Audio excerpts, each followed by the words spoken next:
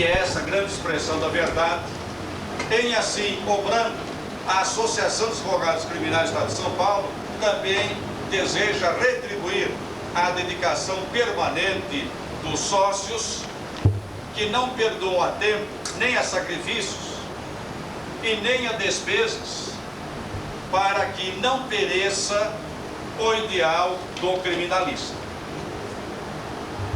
Meus amigos, esta honrosa tribuna, quem a devera ocupar hoje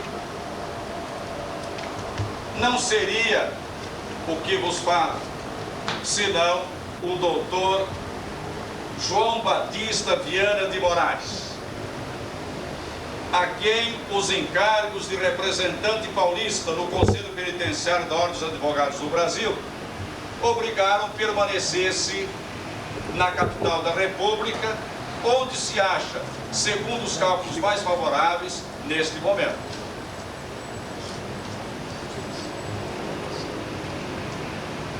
Que substituto houvéramos de dar a Sua Excelência, doutor Viana de Moraes, em quem concorrem todos os títulos para que se conheça como um eminente jurista. Para logo nos voltamos aos notáveis ruístas, aqueles que entre nós têm praticado o culto que se deve ao grande brasileiro. Cogitamos de Salomão Jorge. Salomão Jorge, que escreveu obra notável a respeito do preclaro baiano, Um Piolho na Asa da Águia. Muito bem, doutor Carvalho Pinto, um recorte de Sua Excelência. Mas, para grande infortúnio, já não pertence Salomão Jorge ao mundo dos vivos. E Sua Excelência, o ministro Alfredo Buzaide, ministro que foi da Justiça, membro das Academias Paulista e Brasileira de Letras, autor de obra de grande nomeada Rui Barbosa, processualista civil. Para a grande desgraça nossa, também a ele as parcas afastaram do cenário da vida. E o senador Luiz Viana Filho, que é contado no número dos mais importantes biógrafos e estudiosos de Rui, a quem se deve a biografia A Vida de Rui.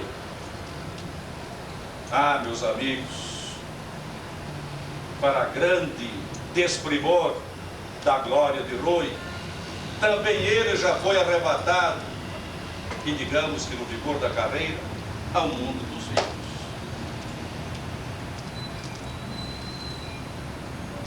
Que fazer, então, amargas contingências?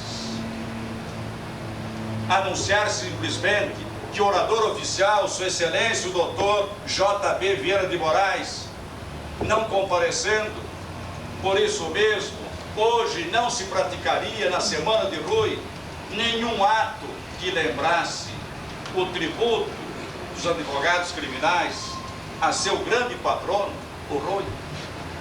Tal solução não se nos afiguraria digna, assim do augusto homenageado, como também dos distintos e diletos amigos que, acudindo aos clarins da imprensa, aos cartazes afixados a modo de editais em lugares públicos, aqui vieram para ouvir o jurista, o advogado emérito Viana de Moraes. Por isso, vencendo natural escrúpulo que as limitações nossas logo apontam, e atendendo ao imperativo, reforça-se digo, da necessidade que não tem leis, Necessidade que faz do homem o que quer. Necessitas non habet legem, costuma dizer o seu excelência Dr. Carvalho Pinto, em suas magníficas preleções de direito penal. A necessidade não tem leis, é a parede latina. E também atendendo à conveniência de hoje dizermos alguma coisa a respeito de Rui, tomamos sobre nós a incumbência que dividiremos, se me permite o nobre colega, com o doutor Carvalho Pinto, incumbência de discorrer daquele que foi a maior expressão verbal da raça, Rui Barbosa.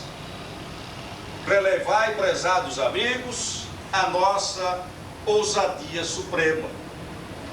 Pedimos-vos de coração que a releveis, porque é ditada por uma causa, e essa causa determinante é exatamente a necessidade. A necessidade de não sermos indignos do culto que naturalmente se deve a Rui, e também da extrema gentileza que vós sempre tivestes para conosco. Portanto, sede benevolentes para com este palestrante ad hoc, e a benevolência existirá do mesmo modo para com a sua excelência, o doutor Carvalho Pinto. Hoje, como vós já percebeis, temos no sodalício do auditório, além da presença sempre amada, sempre benquista e digna de registro do ex-presidente doutor Carvalho Pinto, a de sua excelência o doutor José Humberto Urbano, magistrado da 19ª Vara Criminal, a quem os advogados criminais estimamos por mais de um atributo, de um predicamento louvável. Entre eles, de certo, se inscrevem os da ciência jurídica, os do talento pessoal e do trato finíssimo com as partes. Foi advogado, sua excelência, talvez resida aí exatamente o segredo da forma afável com que sempre se põe em comunicação direta com os advogados que atuam e que o procuram em sua jurisdição. Ao doutor Francisco Lobo, que também é a honra do magistério das FMU, estendemos desde logo as nossas saudações.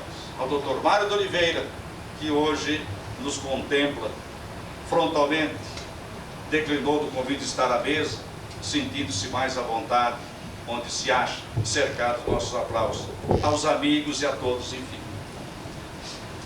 Meus amigos, deve-se à pena, meus amigos e ouvintes ou vítimas, porque hoje, evidentemente, ouvireis não àquele que certamente, de suas razões olímpicas, que assim definiu Rui a própria eloquência como aquela evidência alada.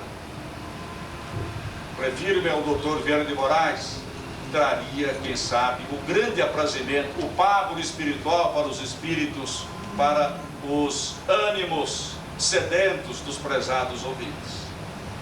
Quanto a nós, queridos amigos, deve-se à pena bem aparada do grande Rui Barbosa uma obra que a crítica circunspecta tem chamado, sem figura de retórica, sem hipérbole, de o mais importante monumento linguístico da literatura luso-brasileira, a réplica. Não haverá dentre nós, certamente, quem a não conheça de raiz. E se alguns houver, e esses pouquíssimos, a esses que não aos outros, é que nos dirigiremos. Meus caros jovens, não levavam à paciência os juristas brasileiros que, já no apogeu do século XIX, ainda o nosso direito civil se regesse pelas vetustas ordenações do reino e pela lei da boa razão. E daí porque o presidente de então, Campos Salles, por seu ministro da Justiça, Epitácio Pessoa, incumbiu ao professor do Recife, Clóvis Bevilacqua, de memória eterna para todos nós, de redigir a codificação civil. Rui, esse grande Rui, monocílabo, como dizíamos, não faz muito, que encheu de luz a história da República. Rui, em vários artigos que deu à luz da publicidade, no jornal A Imprensa, porque a esse tempo de certo não existia ainda a edição policial, Rui, e ao menos os teria transcrito, criticou e acerbamente a solução do governo. E a razão qual foi? Clóvis, segundo Rui, e nele Rui entendia bem os grandes atributos de jurista, de jurisconsulto consumado, embora tivesse na mais alta conta como intérprete do direito e professor consumado, era de parecer Rui que Clóvis não trazia em si, não reunia, enfim, a cabal ciência da linguagem, a vernaculidade, a casta correção do dizer. E o texto de uma codificação, por força que houvera de ser límpido, insuscetível de toda censura. E Rui inculcava mesmo, por essa época, como bem sabem os eminentes colegas, o nome daquele que era o conselheiro Lafayette Rodrigues Pereira, em quem poderiam conspirar exatamente esses atributos de que carecia Clóvis Bevilacqua, porque era Lafayette um jurista exímio e demais de grande jurista, primava pelo taticismo da linguagem. Ele se disse até que era um mestre insuperável das definições perfeitas, e sua obra, em edição recente, O Direito das Coisas, veio evidência. Mas, a despeito das objeções de Rui, foi mesmo a Clóvis Bevilacqua que coube a delegação, a outorga da tarefa extraordinária de elaborar um projeto do Código Civil. O projeto do Código Civil foi publicado no Diário Oficial da União aos 13 de maio de 1900. E os trabalhos, e depois remetido à Câmara, pessoalmente, por Epitácio Pessoa. Publicados os trabalhos, as discussões, no Diário do Congresso, isso já em 1902, convocou-se extraordinariamente o Congresso para a discussão, para o debate em torno do projeto do Código Civil. No entanto, primeiro que se abrisse a sessão extraordinária para debater e aprovar, ainda no quatriênio presidencial de Campos Salles, o projeto de Código Civil brasileiro, lembrou alguém que se devesse submeter a um vernaculista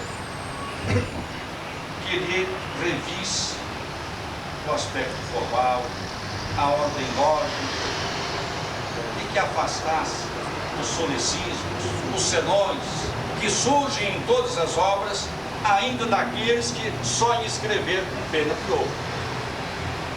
E havia outra razão.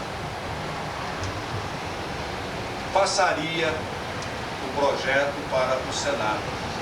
Então era de bom aviso que, para se evitassem as críticas sempre implacáveis do Excelso Rui Barbosa, que a todos contempla o seu lixo de glória, era de bom aviso dizermos que se fizesse exatamente uma revisão, um reexame da matéria codificada em projeto. Um deputado houve, o deputado Seabra, Joaquim José Seabra, que era o presidente da comissão parlamentar, que foi buscar a Bahia, cognominada então de Atenas brasileira, o velho professor Ernesto Carneiro Ribeiro. Juliana, por favor, conheçamos essa figura egrégea. Pode pensar. Ernesto Carneiro Ribeiro. Ernesto Carneiro Ribeiro, conceituadíssimo gramático e ex-professor de Rui Barbosa, recebeu o deputado Seabra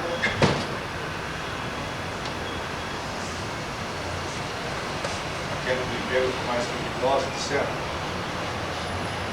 recebeu o deputado Seabra, que lhe pediu a instâncias que no mais breve lapso de tempo, com a maior brevidade que coubesse no possível, então expungisse o texto do código laicos, vícios, solecismos, falhas que poderiam contaminar a legislação futura do direito civil.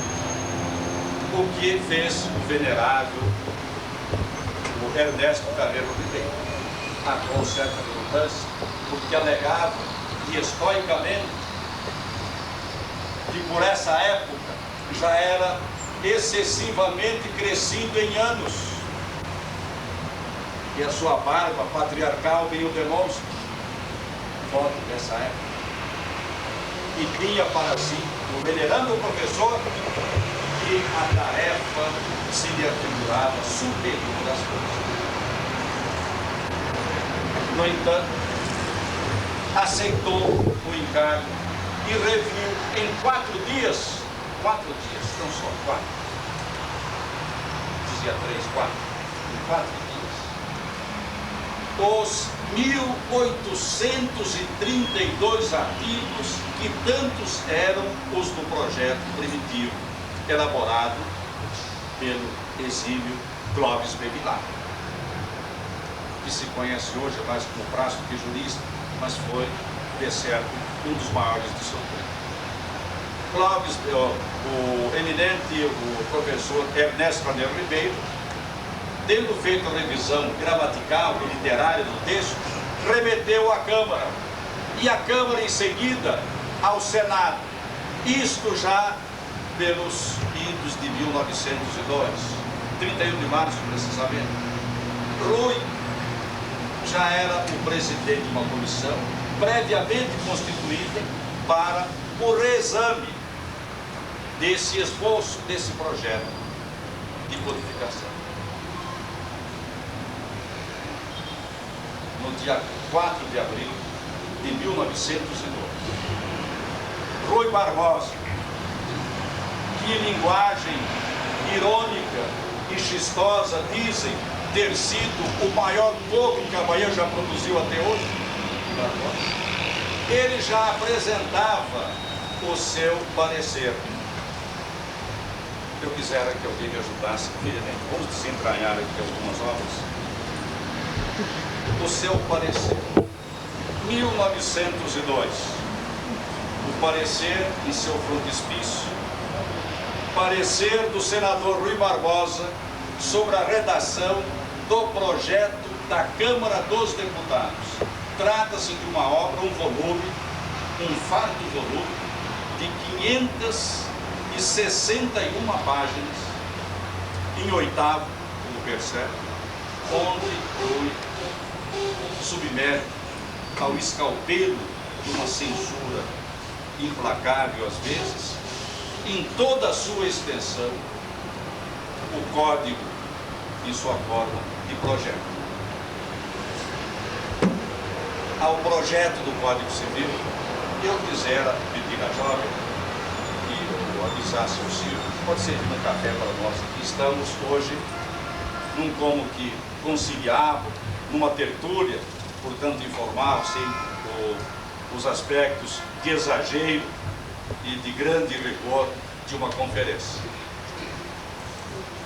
Mas, ao parecer de Roy, redarguiu o grande Carneiro Ribeiro. E são modelos essas peças de refutações, de contestações. O velho Carneiro também, em 1902, pelo mês de outubro do mesmo ano, dera à luz da publicidade as denominadas ligeiras observações sobre as emendas do doutor Rui Barbosa, feitas à redação do projeto do Código Civil pelo doutor Ernesto Carneiro Ribeiro. Rui, como que em desagravo do próprio nome e da dignidade do Senado que representava na condição de presidente da comissão, que reviu o texto do Código, Rui trouxe a paliçada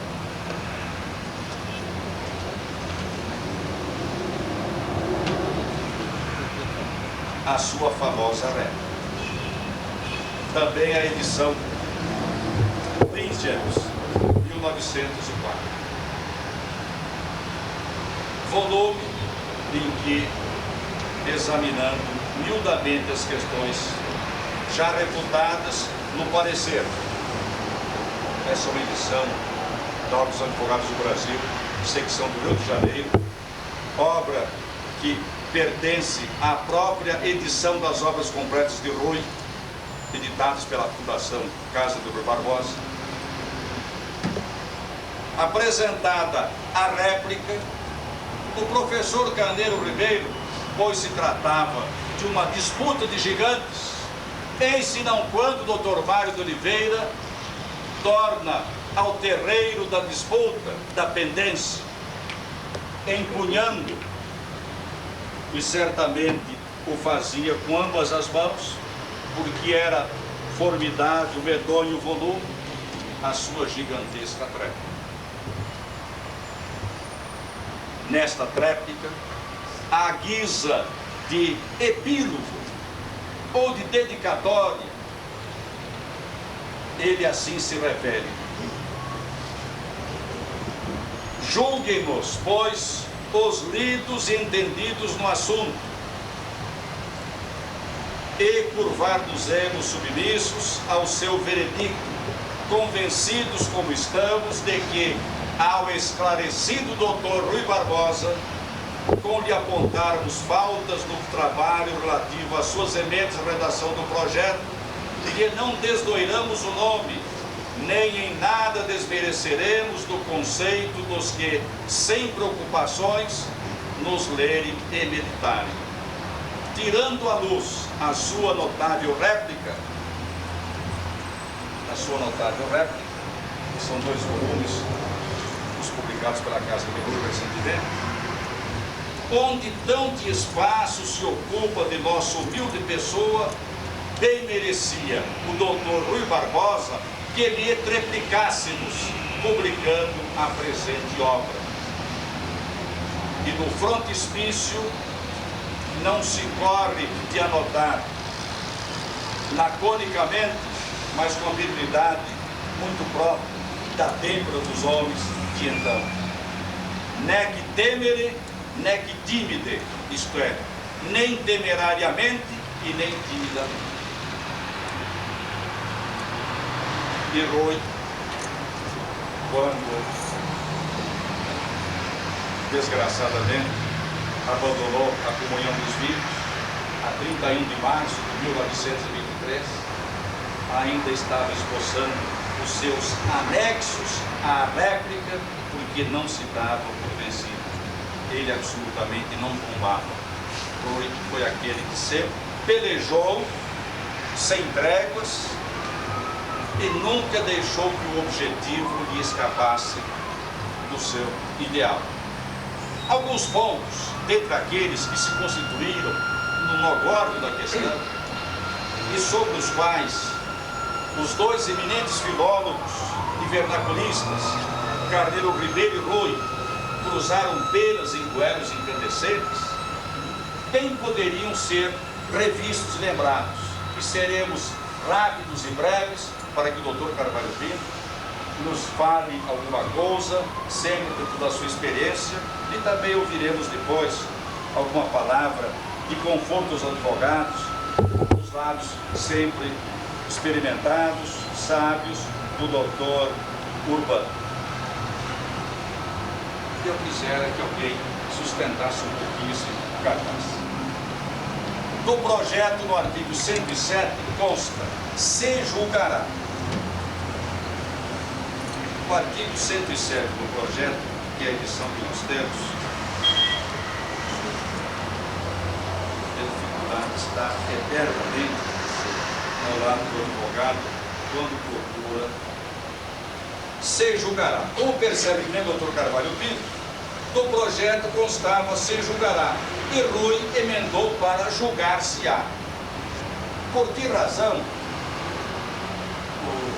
Que alguém, por gentileza, exonere de grande esforço o nosso amigo, trazendo uma fita durex, um adesivo. Por favor, Pedro. Se julgará. É de saber que existe a topologia pronominal e a correta colocação do pronome do caso oblíquo átomo nas formas verbais. O futuro do presente e o futuro do pretérito, e esse é o caso do futuro do presente, se julgará. Antigamente se dizia futuro simples, depois o condicional se julgaria. Hoje o se julgaria se diz futuro do pretérito.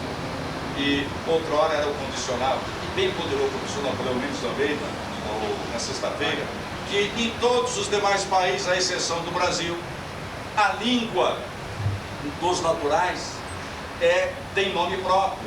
É inglês na Inglaterra, francês em França, alemão na Alemanha, e no Brasil, hoje, dizemos comunicações.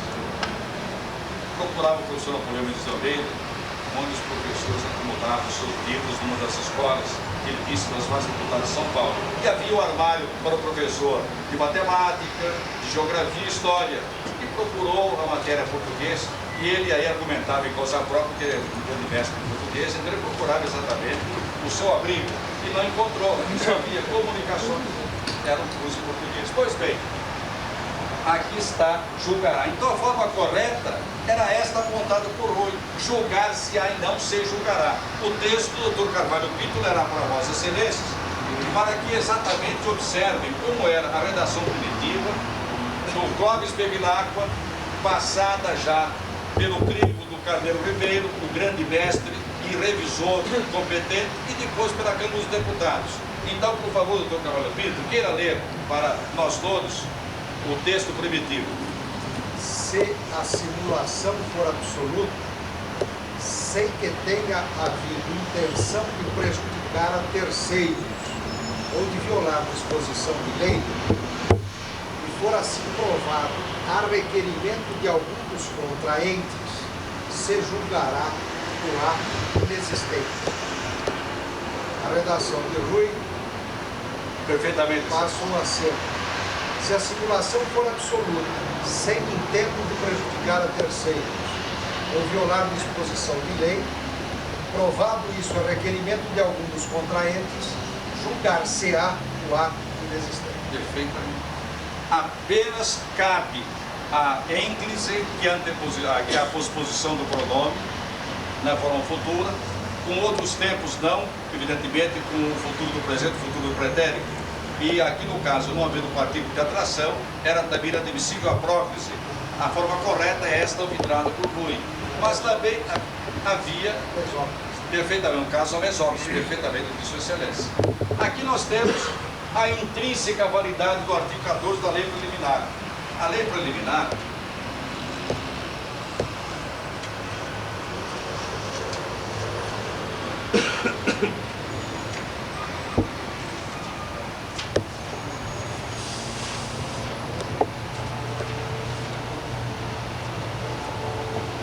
constava do projeto primitivo intrínseca validade, que Rui Barbosa considera o nec plus ultra do cacófatum.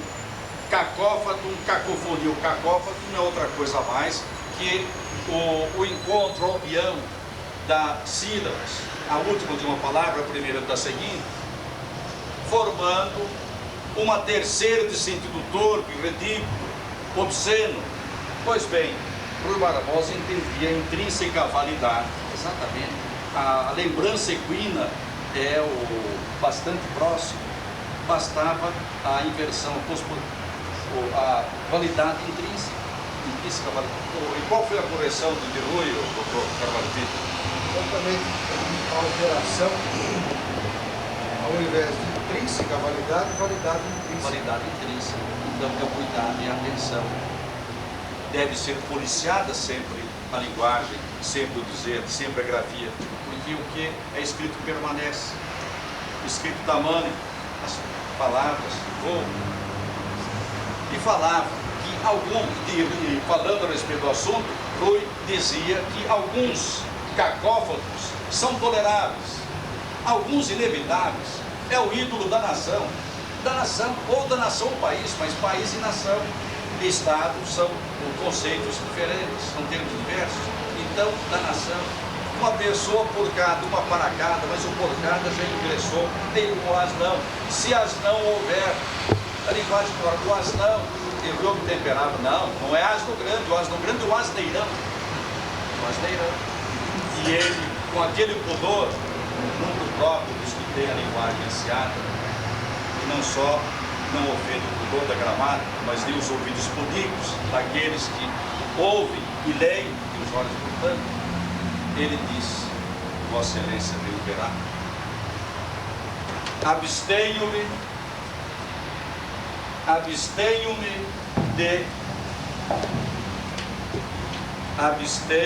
de reproduzir, e é pena que eu não tenho facilidade para... Abstenho-me de reproduzir aqui o exemplo dado por João de Barros, porque atualmente o papel impresso ou não sofreria. Evidentemente, grande interesse tem o leitor de saber qual o exemplo que cita de cacófato João de Barros em sua gramática. João de Barros, o grande historiador, fundador da língua portuguesa, etc. Pois bem, é claro que a presença, o decoro ambiente não permite reprodução. Mas o dicionário do Francisco Solano, dicionário vocabulário português, na sua apresentação, no seu introito, transcrevendo os exemplos de cacofonia, exatamente este, que realmente é impublicado, não merece. Então, nós passamos à frente, porque certas coisas, só em pensar nela já é para penitência grave. Isso quanto à cacofonia. Carecer, que é usado hoje no sentido de precisar de alguma coisa, de necessitar de, tem como expressão legítima faltar. Carece de alguma coisa aquele que não a tem. A exposição do orador carece de fundamento. A sentença do doutor João Urbano tem fundamento, consta de fundamento. Agora, às vezes o argumento da defesa carece de procedência, isto é, não tem lugar, isto é, não cabe. Então, carecendo de. E o Rui bem distingue esse aspecto e passou. E como propositalmente, informou Jorge, propositalmente, o Rui disse no artigo, qual é o artigo aí que falou do Brasil? No artigo 46, ele diz, isto não é português, isso propositalmente não. Por quê? Porque contraria a forma de composição dos neologismos. Se é a propósito, propositado, não pode dar propositalmente, se propositadamente. O verbo agir está no artigo 1297. Rui recomenda que se diga, em lugar de agir, como também os clássicos o faziam, recomenda que se empregue atuar, proceder, fazer, executar, obrar, operar, haver-se. Ele se ouve com grande acerto, isto ele procedeu avisadamente, ele obrou de maneira irrepreensível. Sua Excelência, o magistrado da 19ª Vara Criminal, obrou com raro aviso a absolver o réu doutor Mário de Oliveira, o réu do Piazzotti, o senhor também condenado a preso. Pois bem, obrou, não agiu. O agir existe, até uma livraria Agir, que ele toma a obra de Rui Barbosa, livraria Agir. Exatamente, mas é claro, artes gráficas, indústria unidas, é a sigla, mas agir tem que ser no sentido, quanto possível, emitemos, mas aqueles que lidam com esse processo ao interesse de agir, porque se alguém disser interesse de obrar, poderá ser interpretado a uma parte, não é isso do trabalho dele. Todo outro, aparecendo no artigo 592, todo, Rui Barbosa anotou todo ou antes havia todo e Rui eliminou, fez a emissão do o, por entender que depois de todo não cabia o artigo. Mas ele mesmo entendeu e passou a admitir, Rui Barbosa, que os clássicos já perpetravam esta mesma forma, esta mesma sintaxe. Poderíamos dizer todo ou todo, é indiferente. O professor Napoleão Mendes de Almeida, em seu dicionário de questões vernáculas, ele professa a corrente, a doutrina, segundo a qual devemos dizer toda a correspondência, com todo o prazer recebemos hoje ao doutor Francisco Lobo, ao doutor Urbano e aos demais, com todo o prazer. Por quê? Todos os no plural, todo o também no singular, teria a forma correta, indenizar. Rui Barbosa,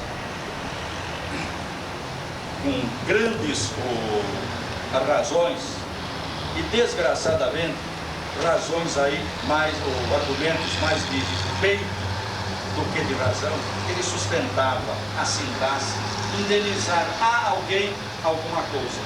Interveio com grandes coartadas o Camelo Ribeiro dizendo que não há sintaxe portuguesa digna deste nome, onde se emprega o verbo indenizar com o regime indenizar a alguém alguma coisa, e sim indenizar alguém por alguma coisa ou de alguma coisa. No entanto, tamanha era a autoridade de Rui Barbosa, ainda no campo da gramática, que perseverou essa redação, como pode ver Vossa Excelência, o artigo 1333. Entretanto, um decreto especial de 1916 derrogou exatamente esse artigo para restabelecer a forma correta e que é a sintaxe perfeita. Indenizar alguém por alguma coisa ou de alguma coisa. Então, ele realmente prevaleceu esse fato. O que é interrogativo? E quero ser breve, enquanto isso, por favor, sirvam água para os presentes. Se alguém quiser tomar água, pode vir à frente. O que é interrogativo? Houve uma grande celeuma. Aliás, o orador está um pouco, o palestrinho, o alinguista, que hoje pode falar também.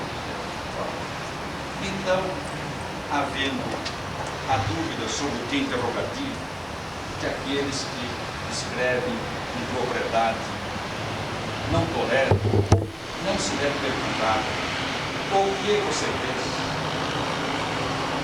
Quando o homicida Caim, de malsinada memória, matou o Abel, é tradição bíblica que o Criador lhe perguntou: Caim, que fizeste? Perguntou bem, que fizeste? A tradução do Pereira Figueiredo vai além, usa de um circunlóquio, que inclusive dá grande elegância à frase. Podemos ligar inclusive os ventiladores, que eu percebo que o calor da discussão, do assunto, do debate, juntado às condições meteorológicas, torna um ambiente bastante bastante caro. Pois bem, o Figueiredo traduziu o seguinte: Caim, que é o que fizeste? Por justiça. Que é a justiça? Que coisa é a justiça?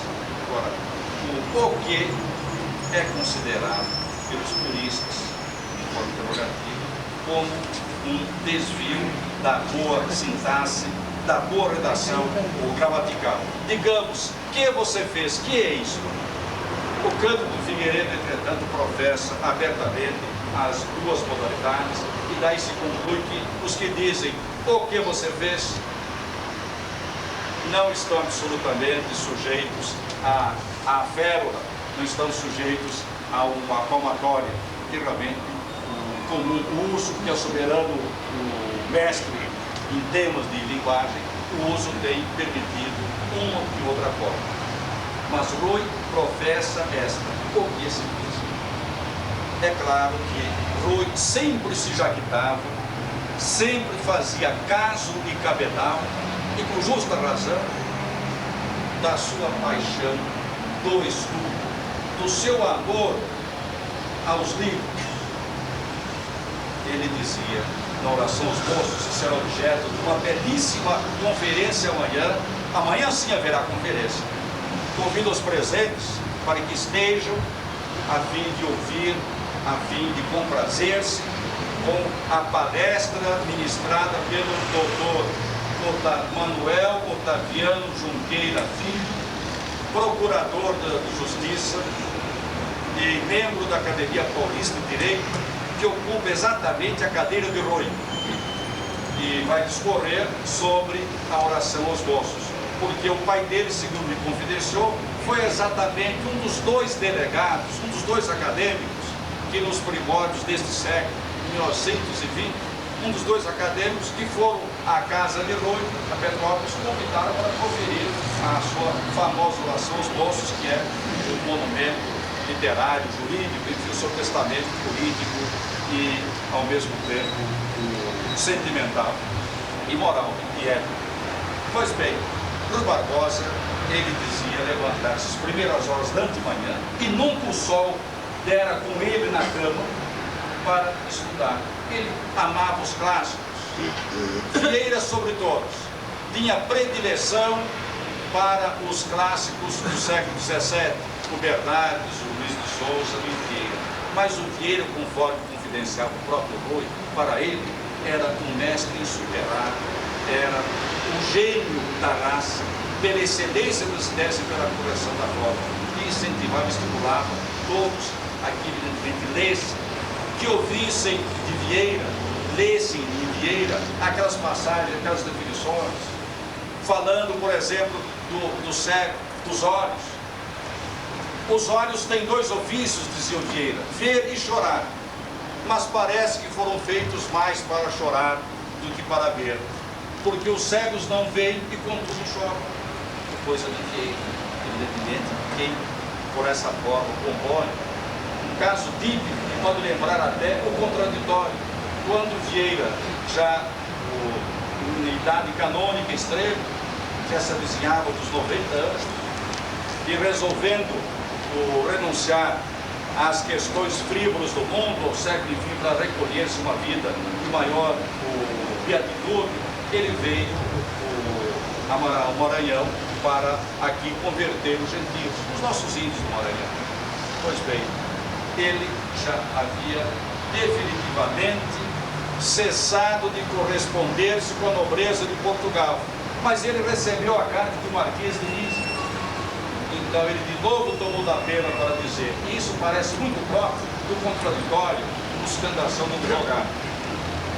É coisa tão natural corresponder que até os penhascos duros respondem e para as vozes tem eco. Ao contrário, é tão grande violência não responder que aos que nasceram surdos fez a natureza também mudos, porque se ouvissem e não pudessem responder, rebentariam de dor. Isso é coisa que o conceito de Vieira, isso inúmeros são os conceitos. É muito comum. Quantas vezes não recebeu Sua Excelência o doutor Urbano como magistrado, como exórdio de petições, de advogados de alegações finais, aquele trecho notável, o bom sucesso das armas de Portugal. Não hei de pedir pedindo, senão arrazoando e argumentando que esta é a licença e a liberdade que tem, quem não pede favor, senão justiça. E Vossa Excelência sempre, evidentemente, distribui isso de justiça, as razões sociais. Isso com referência a Roio. Pois bem, esse Roio foi o grande amante dos clássicos, da língua, da pátria. Ele foi o que colocou no introito do parecer, e eu gostaria que o doutor Carvalho Pinto lesse para os que estamos aqui, aquela frase que é realmente a síntese de todo esforço de patriotismo. Uma raça, coisa assim. Por favor, doutor Carvalho.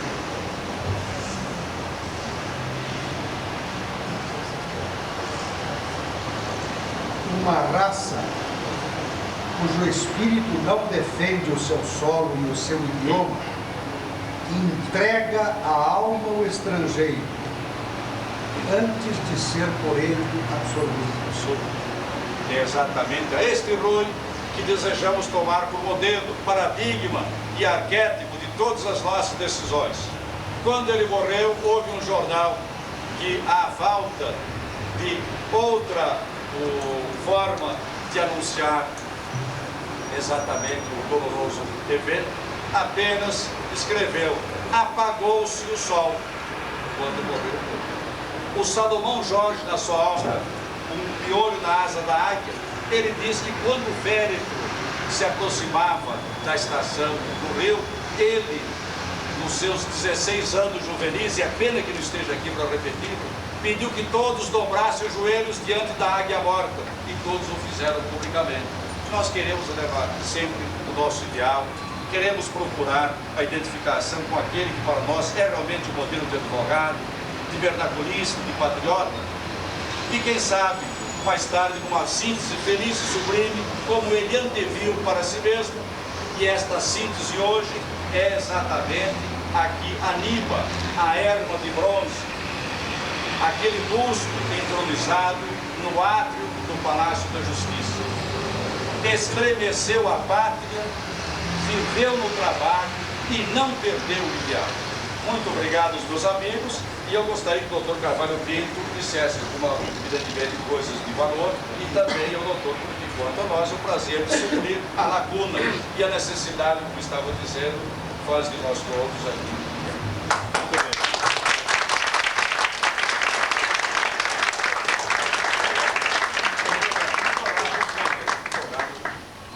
Agora, até para justificar a razão da minha presença aqui, nesta mesa tão agradável, e aqui na presidência, eu gostaria de passar a palavra ao doutor Urbano, para que dela faça uso.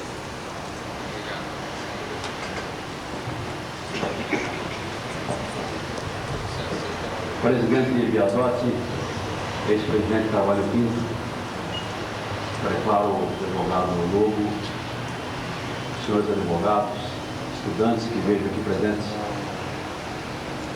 Quero manifestar-me apenas para dizer que minha presença aqui tem um sentido de visita, de retorno à casa paterna. Na realidade, aprendi muito com o Rui, lendo suas obras magníficas. E uma expressão que tenho até hoje na memória é na oração aos moços, quando ele diz que o tremer é próprio dos jovens quando se defrontam com as grandes vocações. Não tenho vergonha de dizer que tremi quando ainda em jovem idade recolhi-me à vida monástica.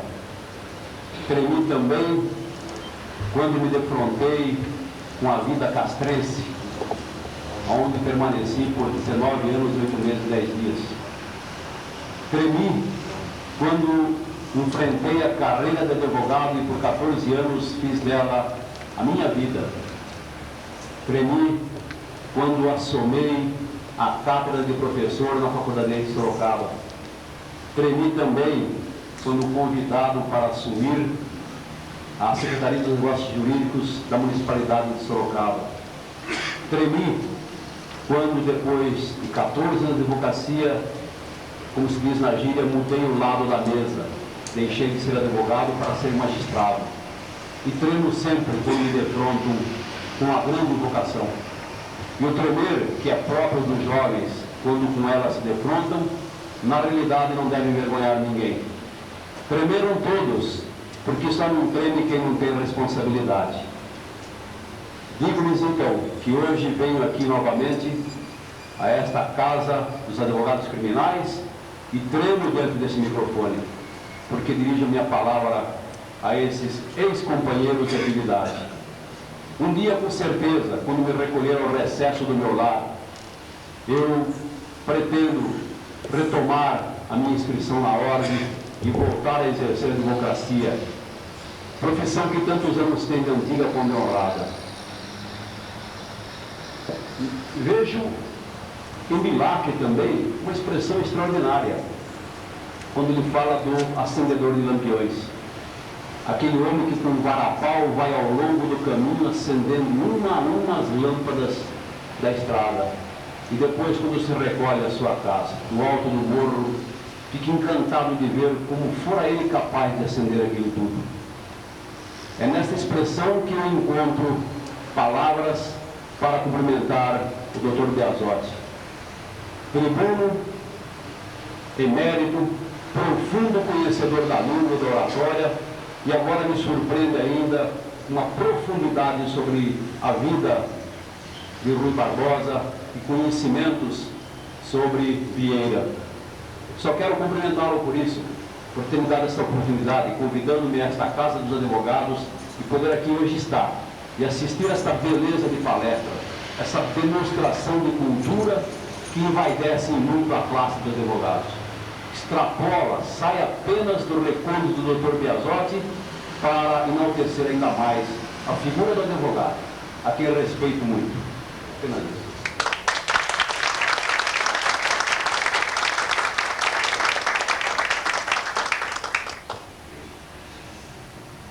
Alguém gostaria de ter uso da palavra? Não havendo ninguém mais a usar da palavra, eu queria, antes de encerrar, dizer o seguinte: se é certo que cada profissão e cada profissional depende do seu instrumento de trabalho, o nosso, advogados, juízes, promotores, o nosso instrumento de trabalho é, sem dúvida, a palavra. É da palavra que o profissional da área do direito faz brotar do fundo da alma, como que um edifício de ouro, no interior do qual nós colocamos para o mundo exterior o nosso argumento, o nosso pensamento e, fundamentalmente, a nossa convicção. E não é possível transmitir sem palavra, tanto quanto não é possível convencer sem que a palavra seja bem posta, vernacularmente correta. É bem por isso que, muito ao contrário do que se diz e o que se pensa, e muito ao revés do que se visualiza em Rui Barbosa, o gongórico, o retórico, Rui Barbosa criou para nós, cedeu aos brasileiros, o maior de todos os patrimônios, porque basta a dedicação e a atenção àquilo que Rui Barbosa nos legou que o nosso patrimônio maior cresce, aumenta, em razão quase que inestimável. É bem por isso que o ledor, o cultuador, o devoto de Rui Barbosa, muitas vezes, e até o mais das vezes, ele se mostra àqueles menos apercebidos da importância do vernáculo da língua, da dialética, da oratória e da retórica. Parecem os cultuadores de Rui como que falazes, arrogantes, quando ao revés são exatamente aquelas pessoas capacitadas para registrar e grafar tudo quanto efetivamente pensam segundo o patrimônio maior do nosso país, que é a nossa língua. É através dela que nos comunicamos, através dela que somos capazes de levarmos uns aos outros as nossas lutas, os nossos prazeres, as nossas vitórias, as nossas aflições e, sobretudo para nós, que advogamos, levarmos a quem possa nos ouvir a extensão e a profundidade do nosso clamor e da nossa condição. Hoje, nós tivemos, com a singeleza e a simplicidade deste, que seguramente, sem dúvida, marcará a história da Crimesp, porque já está marcando esse nosso presidente Carlos Biasotti, eleito dos eleitos, homem sério, advogado que advoga com as mãos limpas, com a cabeça altiva, com o pensamento elevado para os próprios colegas, enaltecendo a profissão, dignificando o nosso mistério. Hoje, nós todos saímos daqui com o nosso patrimônio aumentado. Ganhamos e muito. E perdoe o conferencista que não veio. Desculpe-me pela ausência. Não quero, não posso deixar, todavia, de dizer que nós não perdemos nada. Nós ganhamos e muito.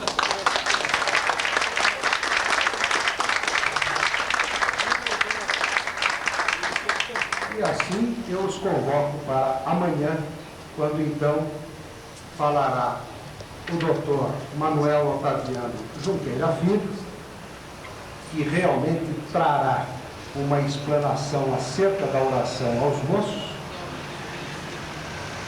que é peça que não pode deixar de ser de cabeceira para todos quantos da advocacia pretendam viver, e trará com a sua autoridade esclarecimentos não só acerca da história da oração aos moços, mas especialmente de curiosidades que só ele, filho do desembargador Otaviano Junqueira, vivenciou e nos trará a lume. Muito obrigado.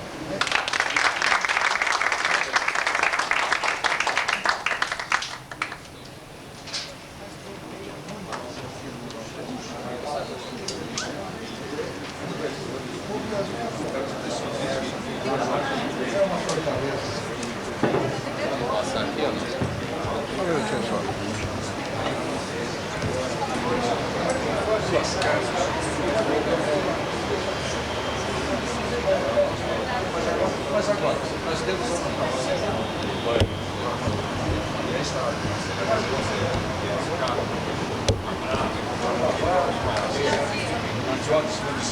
uma...